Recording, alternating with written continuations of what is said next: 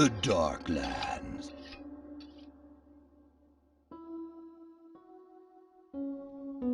Red Devil, Scott D. Foard.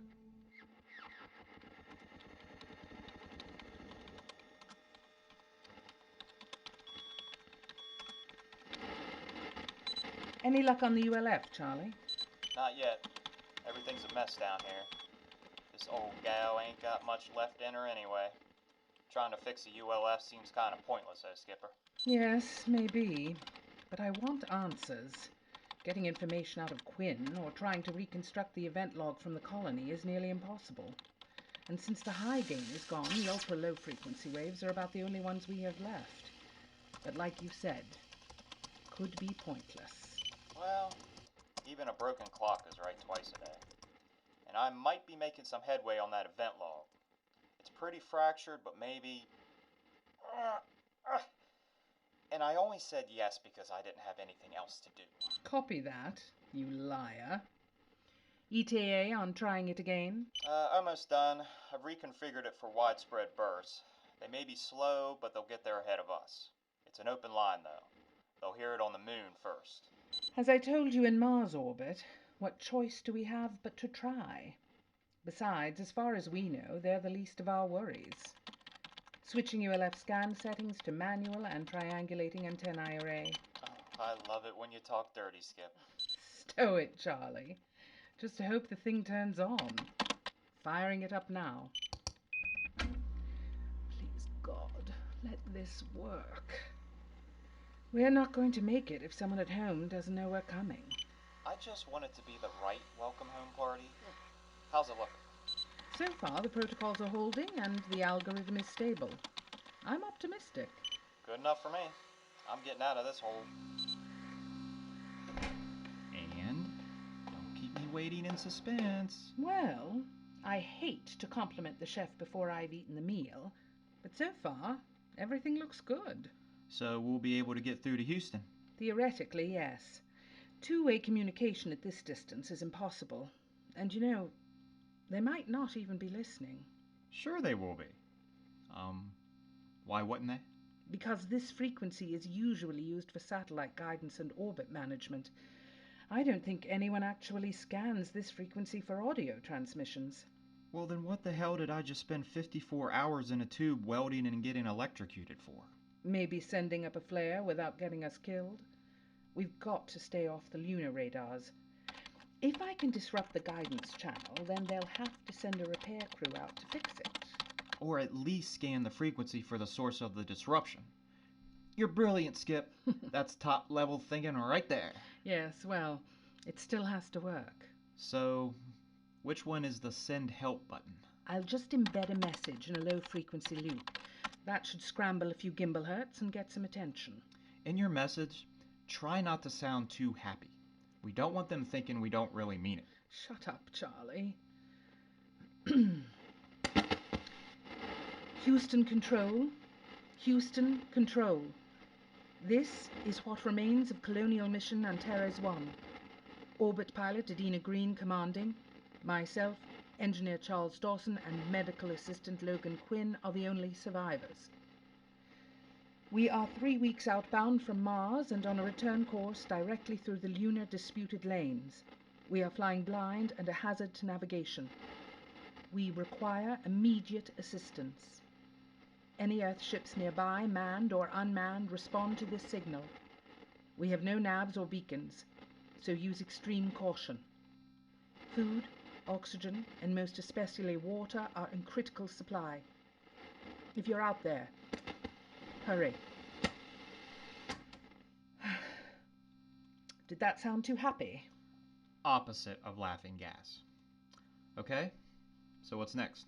Well, the pulse telegraphy tells me we're on the right course. No lunar ships can reach out this far. We're in a pretty clear part of space. So I'm thinking dinner. Management level thinking again. I'll to see what I can whip up downstairs. Any wine preferences? Mad Dog 2020 at this point. Oh, I hate this part. Now it's just the waiting. Hey, what about Quinn? Should we tell him? About dinner? I suppose so. But but he hasn't come out of that lab since we came out of suspension. And something about him gives me the willies. So tell him about the signal? Absolutely not. Music to my ears, Skip. I'll pop into the science lab and see if I can pry him away for dinner. And maybe we can pry more out of him. I know we've been in a jam ever since the abort procedures were initiated, but we've had some time to calm things down. So I want to know what exactly happened down there. Oh, dinner and a show. Nice. Back in a jiff. Just the waiting and the hoping. I hate this part. What now? Oh, come on, Antares. I don't need more drama. Oh, not good. Not good at all. Bloody hell. Like this needs to be harder. Here you go, Skip. He's a little grumpy about leaving the lab, so don't expect a happy meal. I've always preferred to dine alone, actually, but as you're being so insistent... Thank you for joining us, Quinn.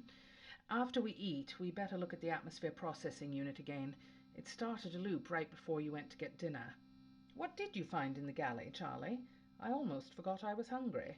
Don't really know.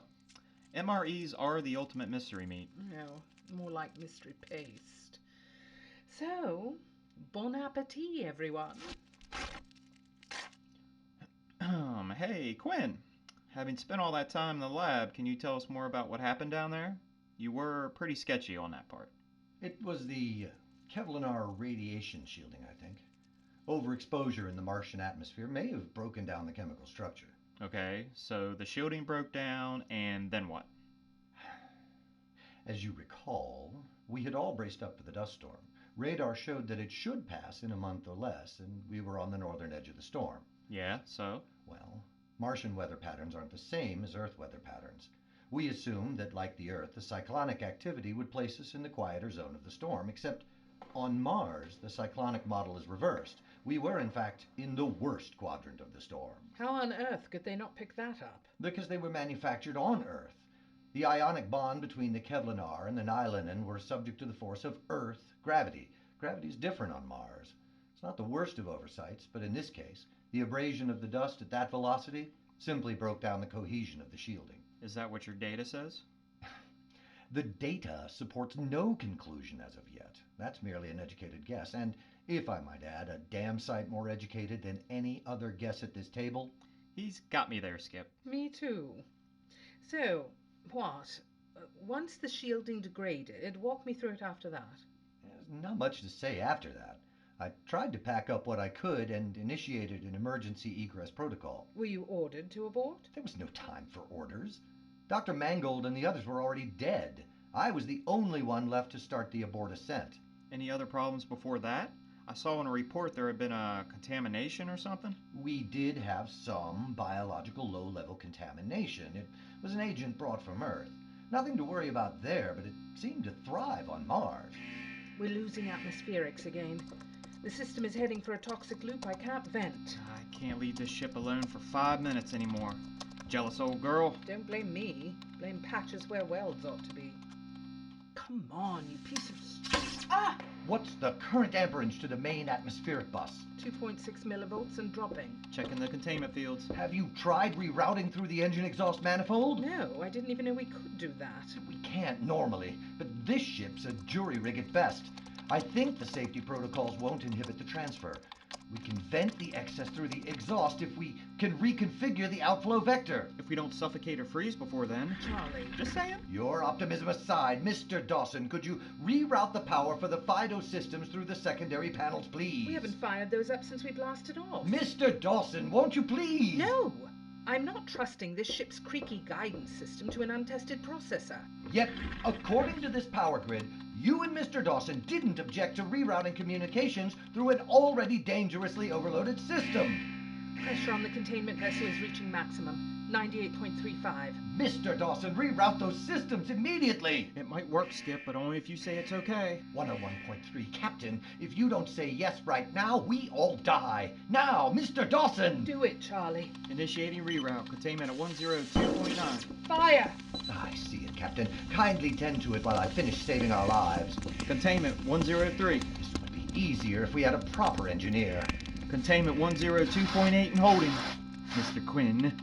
Fire's out. Good. Good. It appears to be working sufficiently, Captain. Well, thank God for small favors. And the environmentals seem to be returning to normal. So, now that this particular crisis has passed and we've all had a chin wag over dinner, back to the lab for me. Not having enough fun up here? You know, you've been in that lab since we came out of the suspension tubes. That's almost a solid week. We're supposed to be a team. Sharing risk, sharing information, no I in team and all that. I am performing my functions on this ship as needed. Yeah, but you don't have to be a jerk about it. That you're throwing in for free. Look, Quinn, to be honest, you hardly said 3 words even before you and the others landed on the colony. You saved our lives, again, and for that I'm grateful, but you're such a freak. You don't come out of the lab. Your friends and colleagues are dead, and you don't bat an eye. What gives? We need to know what you know, Quinn. I can assure you, the work I'm doing in the laboratory is vital. So you keep telling us. Look, we were in orbit when the collapse happened. You were the only one that came up from the surface. Well, him and the corpses. Right. The corpses. I told you, it didn't seem right leaving them there. Yes, and in the hustle-bustle of just trying to survive and get home, that made sense. But I've had some time to think of a few questions. A lot of questions, actually. They're going to have to wait. I don't have time for this. My work is too important. It simply can't be delayed while we review this trivia. Trivia? You call 8 dead colonial specialists trivia? I'm sure the review board won't find their deaths trivial. And you still haven't really explained what happened during the collapse. Just that there was a dust storm and explosions, and then that the primary habitat modules were ruptured. But once you pulled the emergency orbit handle on the central panel, we were committed to evacuate the orbit and the mission right then and there. So no matter what work you think is important right now, Mr. Quinn, I assure you, this is much more important. I recognize that some of what you're saying is valid. And you were correct in acknowledging that someone has to be responsible to the review board. Therefore, as you two are comically ill-suited to do so, I have been spending every waking hour trying to recover the data we gathered on the surface, so that this fiasco won't be seen as a total loss, and we all end up on a prison satellite. The data? Geez, we've almost died like 50 times, and we still got another week until the remote possibility of rescue, and you're worried about the data? The review board isn't going to care about the data. Still, one ought to be prepared, I think. Well, I would think, Mr. Quinn, that the review board is going to be less interested in the data you collected and more interested in what happened down there and how we ended up with 8 corpses. What are you insinuating? I'm not insinuating anything. I'm saying that things don't add up with you. What happened on that planet, the catastrophe, the crew dying, and then you putting their bodies back on board, it doesn't make sense. And you're the only one that can make sense of it for us, buddy. Because, oddly enough, everyone else who could tell us what happened on Mars is dead. Not suspicious at all. That is preposterous. What is this Inquisition? I just saved your lives, and you... And I'm still trying to figure out why. So what's the story, Quinn? What the hell happened down there? Captain, I assure you... Quinn, assure me one more time, and I'll feed you your own tongue. How dare you threaten me? The review board is going to hear about this. I'd be more worried about us than the review board if I were you, Quinn. As I've stated, it is impossible to be precise. It all happened so quickly. The shielding gave way, then the isopods were compromised, one after the other in a cascade failure. Frankly, we were lucky to escape when we did. Now that's the part that still gets to me. What? How this guy is the only one who made it out alive? Well, that too. But I mean the we part. Quinn was the only one that made it up alive, right? Barely made it out by the skin of his teeth. The other 8 didn't make it. They're dead, neatly packed into their transport tubes. And? And why are they there? Oh, I certainly didn't have any place else to put them. I'm sure you're right. I'm not following, Skip.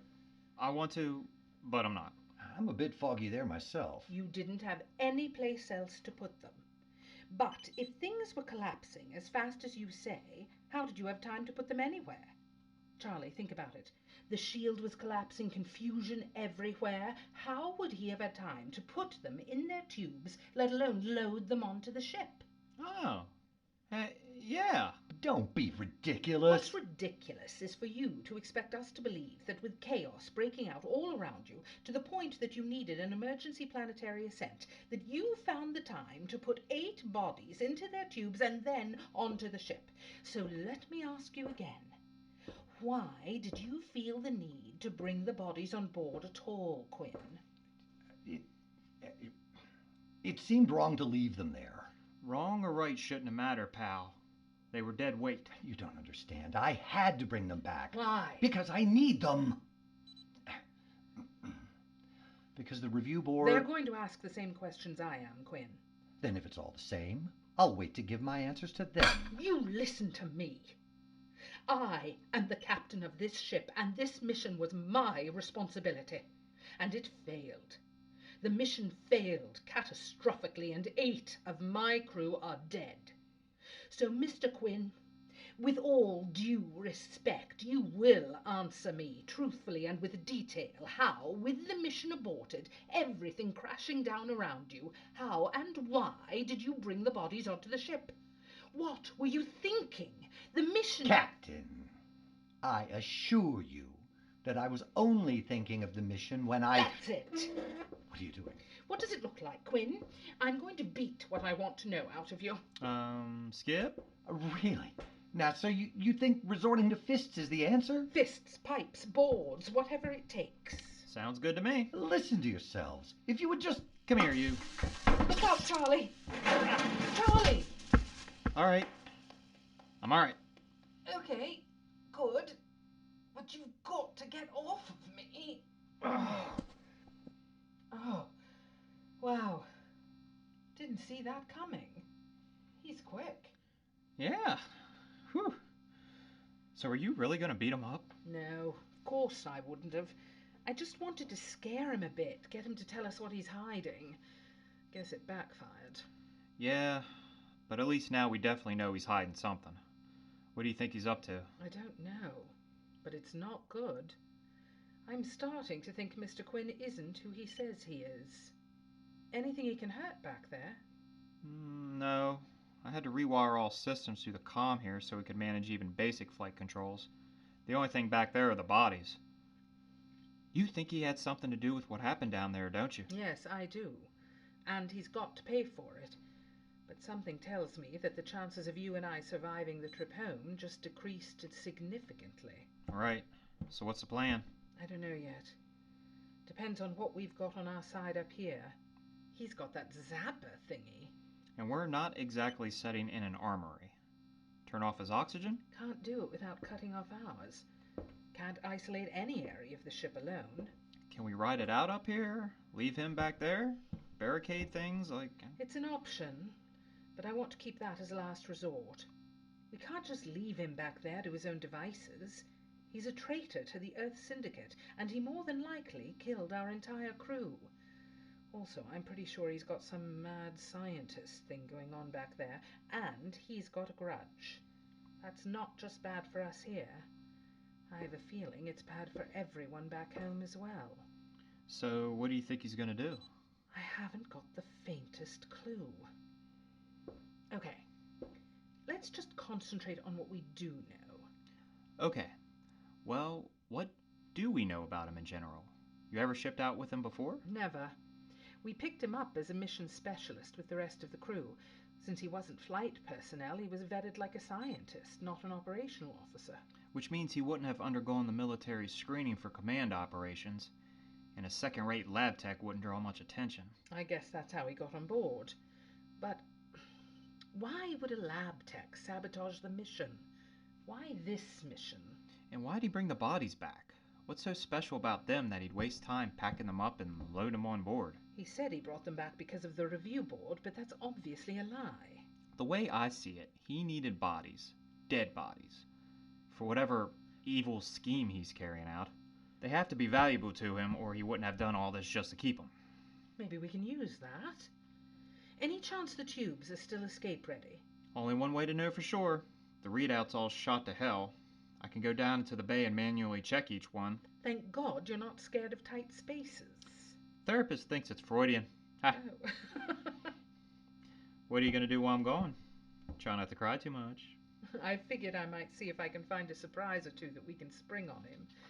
Sooner or later, he's got to come out of hiding. Either way, we should have something ready. That's why you're the skipper. Alright, one last thing. Use this in case you need to contact me quietly. It's a little something I whipped up for the surface in case the comms went down. What is it? It's a signal light. It works on a micro frequency so it can't be jammed or messed with. If it lights up, that means one of us is in trouble. Keep it where you can see it. Right. Good thinking. I'll clip it to my boot. Remind me again, why orbital engineer? Why didn't you try for mission specialist? Looks like they could have used you on the surface. Funny thing, boss. I don't mind tight spaces. It's vast, empty spaces that freak me out. Just nothing to hang your soul onto out there, you know? Besides, if I was the last man on Earth, too many girls I knew in high school would have to date me. Amazing that no one has snapped you up. Yet. Hey, if we live through this, maybe I'll give someone a shot. All right, Adina. Good luck. I should know something in about 3 minutes. If the first few are shot, no point in checking the others. If good, 8 pods in all, 10 minutes, tops. Be quick. Be silent. Be back soon. See ya. All right, Adina, think. Calm yourself down and think. How is it that Earth Atoll Security never picked you up as a lunar terrorist threat? Service record. Academy. Just like dear old Dad. Science Division. Lunar posting before the war. No arrests. Bioatmospheric specialization. Planetary Engineer Corps. Atmosphere terraforming. Atmosphere terraforming? What were the atmospheric readings on the planet's surface?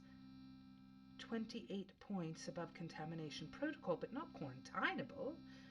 And right before the evac. 154 points? They should never have been that high. First few tubes are okay, so I'm proceeding. Roger. So they were all contaminated? Yes, Captain. They were all contaminated. Don't move. I'm holding a very powerful neurodepressant to the back of your head. I can't have you and that Boy Scout mucking things up from here on out, so... That should seal the boy Wonder in that crawl space until I can figure out what to do with him. What did you do down there, Quinn? What the hell did you do to the crew? The very same thing I'm gonna do to you, and to Charlie, and myself eventually. I help them evolve. Evolve? Into what? The next step beyond humanity. From Homo sapiens to Homo spacium, just like the Cro-Magnon exterminated the Neanderthal, so shall the new man conquer the old. You're creating a new man? You've lost it, Quinn. You are actually insane. Homo spacium? Latin, right? Yes, for spaceman. Oh, your Earth-centered vanity will be your undoing. Not everything in the universe revolves around the Earth. I thought Copernicus proved that already, but no. Once we were on the moon, our arrogance as a species only increased. We felt indestructible and even worse, justified, our manifest destiny reborn, almost as if God were finished with creation just because he had created us. And you say you're helping with this evolution? So you killed the crew to help them evolve? They're dead. Evolve into what? Some kind of space monster? How many more men have to die, Captain? Frozen, or suffocating, or starving for food or water? We are so weak as we are. But this evolution will change all that. We shall arise from the ashes of our creation and dominate the heavens. Imagine it, Captain. Once evolved, we can use any gas and not just oxygen. Eat virtually anything. Freed from these terrestrial shackles, our new selves will be immortal. But all evolution requires sacrifice, and so my colleagues were unwittingly our first volunteers for transformation. So you killed them? The mutagen actually ended their terrestrial lives. I needed to get them back in stasis to the moon. I fear, however, that they may no longer be viable, as I didn't have time to complete my serum. Ah, well, can't make an omelet, etc. Quinn, it's not too late. You can still stop this. Don't you get it? You are the recessive species. But mankind, as we know it, deserves extermination. It has become obsolete. It poisons where it lives, and then it seeks to export that poison to other worlds. Are you talking about the moon? Yes! Our benevolent Earth masters. They starve us out. They raid our ships. The only thing that matters to them is the lunar tritium to power their precious status quo. Well, their time has come and gone. Evolution, post-Earth. But the lunar bases there are only our first step. From there we shall march our armies, swelled by science, our superior ranks, and conquer our puny mother planet. And speaking of motherhood, that's where you come in, Captain. Now what? It's time for these. Whatever you're planning, you don't need knives, Quinn. I hope you don't object to me performing a little unscheduled surgery. Surgery? I need to remove your ovaries. Sorry to be so blunt about it, but time is of the essence. You crazy son of a... If you come near me, I'll... What? Tranquilizer gun, remember? I really only need to keep your torso upright, and I only need you alive long enough to perform the extraction. Look, what if I cooperated? Oh, sadly, you cannot. I don't actually need either your ovaries or even the eggs specifically. I need the organ to extract an enzyme. I had extracted it from Sally on the surface, but when the shield collapsed, in all of the confusion, I unfortunately lost it. So it has to be you. Sadly, like Sally, you will not survive the extraction. As the father of a new species, I feel I should mention that I discovered it accidentally. While posted at Tranquility Base, I examined some of the first explorers back from those early scientific missions to Mars. That's when I discovered trioxyribonucleic acid. TNA, as I like to call it. So, what? My lady stuff in this space juice makes monsters? Not hardly. It's actually quite the opposite. You see, TNA exists on Earth already. It has for millions of years. We just evolved not needing it on Earth, so it's become dormant. Just like the billions of bits of chromosomal matter that we don't use every day. TNA simply went undeveloped because it isn't needed on Earth. But it is in space. Oh, it's absolutely vital. If there's any chance to endure space, one has to be able to adapt to the harshest environments ever. Not some sissy, comfortable blue ball that provides almost no challenge to life at all. But I digress. Time to donate to the cause of science, Captain, and don't worry. I know you'll give till it hurts. Or at least I hope so. Stay away from me, you crazy bastard. You know, I've changed my mind. Goodbye, Captain. I think unconscious is the way to go here. I couldn't agree more, pal. Charlie! You pressed your button. I saw the light. Well, thank God. He was about to... I heard. How? And how did you get out of there? You left your intercom on, so I heard everything you guys were saying. I checked the tubes out until I found one with the security lashing. I had to remove the bodies into the crawl space to check the tube, so I couldn't go back the way I came. So I tied it to the bulkhead. Once I fired the escape pyros, the pod slingshot around in the engine bay. I got in the fuel service module hatch. Are you hurt? More frightened than hurt. Good, 'cause damn it, Jim, I'm an engineer, not a doctor. Thanks, Charlie. Now, What do you want to do with the sleeping creepy over here? Kill him. Flush him out an airlock and laugh as he freezes. But that's not on me. We have to take him back. Someone is going to want to talk to him before he gets to pay for what he's done. In that case, I'm sorry I saved you. Hmm. Never mind. We can use duct tape. I'd say 1,001 uses, but I'm pretty sure tying people up is one of the top 10. Let me help you with his teeth. Tape his mouth? Tape his whole head. I don't want to hear anything coming out of it. You got it, Skip. Is that what I think it is? If you think it's a comm signal, then yes, it is. Acknowledge it. Hurry. Give a girl a second. I'm doing it now. Aurora Constellaris.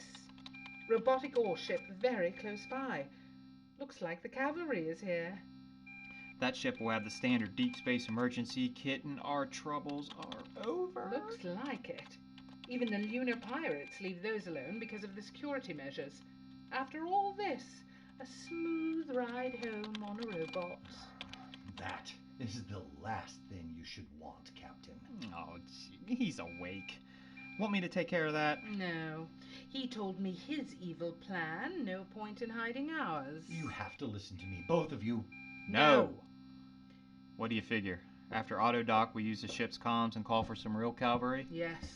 I figure they can send Marines or shrinks. Their choice. This is only the beginning, Captain. You know something, Quinn?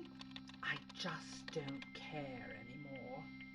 Auto dock orders confirmed and retransmitted. Ain't no stopping the parade of hope now. Okay. Suit yourself. Looks like she's about an hour out and locked on guidance. You hear that, Quinn? How's it feel to have your evil plan foiled by the B team, huh? What was that? I don't know, but it doesn't sound friendly. It's not coming from outside the ship. Scans all read clear. All readouts are within normal limits, so it's not mechanical. What the hell is that?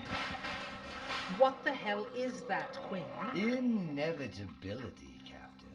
That is the sound of your doom. What did you do? Oh, I didn't do anything, Charlie. I can only surmise that you did. From that accessway, there is only one escape. You say you removed the bodies from their suspension tubes? What was I supposed to do? Leave them be. Once you removed them, you contaminated the entire ship's atmosphere with mutagen. They're already dead, so the transformation is accelerated, but we're just as dead. Why? I thought you said they couldn't be this Superman space thing without me. Your enzymes only control the reaction. Once the mutation begins, it is unstoppable. So what happens next? We all become what is frightening you in the darkness. Half-formed, transmutated things. The dirty little secret kept at Tranquility Base is that after enough exposure to the Martian atmosphere, the TNA begins to change humans quite rapidly. The evolution is grotesque as the subject rapidly generates the new mutant cells. Sounds charming. Release me and I'll finish the sequencing with your enzyme. We still have a chance to survive. And what will the enzyme do? It's the stabilizing factor. I developed the serum in secret. My father was one of the first Martian explorers, Martin Quinn. Who? I came across his file during my post on the moon, Martin Quinn. He died as they experimented on him. They never even told our family what happened to him. Lost in space. Well, he is not lost. What was done to those early explorers can't be in vain. This evolution is the next logical phase. Never even heard of him. Nor will you ever if Earth has its way. Earth doesn't want to panic, so they've hushed it up. But my serum allows for a genetic upgrade. We can survive this if you just let me finish my work in time. Geez, Skip. Space Goon does sound attractive. What you think? What happens if there's no serum? They remain mindless, mutant things. They consume everything looking for that stabilizing enzyme. They will go on, spreading the mutagen with everyone they infect until we are all nothing but a race of murderous, mindless zombies. But Edina, it doesn't have to be. We can be a superior species. Well, can't stop the docking. Can't even stop the trip home. Auto-navigation will just take the ship back home every time. Whatever we're gonna do, I think we should do it now. I think there's room enough for two in the command escape pod. Beg your pardon, Captain? It's the only way. If we stay, he gets to play Mengele, or we get to be zombies from space. I take your point. What would that do? You're already infected. You'd freeze even before your air ran out. You wouldn't save yourselves from anything. It's suicide. Think about it, Charlie. Yes, we'll freeze. We'll drift into the mining lanes, frozen in time. The robot ship will dock at the Earthport, and security will kill everything inside, including whatever Quinn turns into. And I'm liking that part. Maybe we'll be found in a few weeks, but more than likely in a few months or years. By then, this might all be settled, and they'll zap us with a cure. And if it's like he says, and everything's about to change, I'd rather take my chances out there. Well, the enemy is literally at the door now. So if it's freezing with you or getting eaten with him, let's get off this damn ship and make me a man sickle. Command escape pod activated. Escape sequence initiated. No! Edina! Wait! Come back! Launch in 15 seconds. It really is a little tight in here with two people. Hey, you're good in tight spaces, remember? It's not so bad. Launch in 10 seconds. Really? Oh yeah, a space this tight seems like it's got a lot of room for possibilities. No! Edina! Don't leave! Oh.